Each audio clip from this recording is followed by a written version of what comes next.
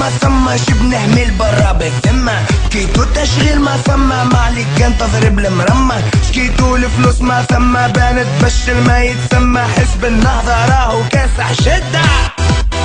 خوتي النهضة خير، علوش العيد من عنا وعرسك خالص احنا خير، بوش لكن سيدي مهف ولا عريض اقوى وطير، هاو شبنا التوك توك الاقتصاد معانا باش يطير، حزب النهضة خير.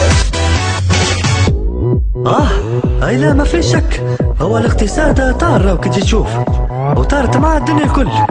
اما زايد الشباب اللي كيفي انا ما يطيرش، والشعب التونسي كين ويعرف مصلحته وين، فبحيث فوتي السبسي خير، السبسي خير،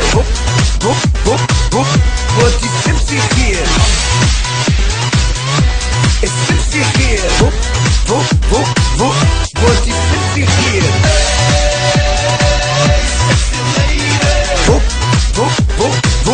فوتي السبسي خير،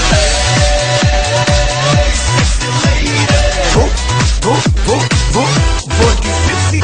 سبي هو النداء للوضع الراهن اقوى دواء، نرشح هيبة الدولة بالرئاسة راني اولى، السبسي راهو كلين وعالسوالي قلبه حنين، في الخبرة عندي سنين ونكور من عام 60، فوتي السبسي خير، العباسي معانا والتجمع يقعد ديما كبير، لا نعين والي ولا نسيب نهار نحطو سير، حلوا لجان الثورة لا عاد عنف لا تكسير، فوتي السبسي خير. راضي تسمع فيهم قالوا فوتي السبسي فوتي النهضة، يا اخي ما تتعبوش ماكم خذيتوا فرصتكم، يا نفا عاودتكم خلوا غيركم، علاه اش بها الجبهة؟ والله خاطرها ديما ضد الناس الكل، اما انا تو نشوف تعمل فيكم الجبهة في الانتخابات الجاية، وكما قالت راضية فوتي الجبهة خير، جبهة خير، فوتي الجبهة خير، جبهة خير،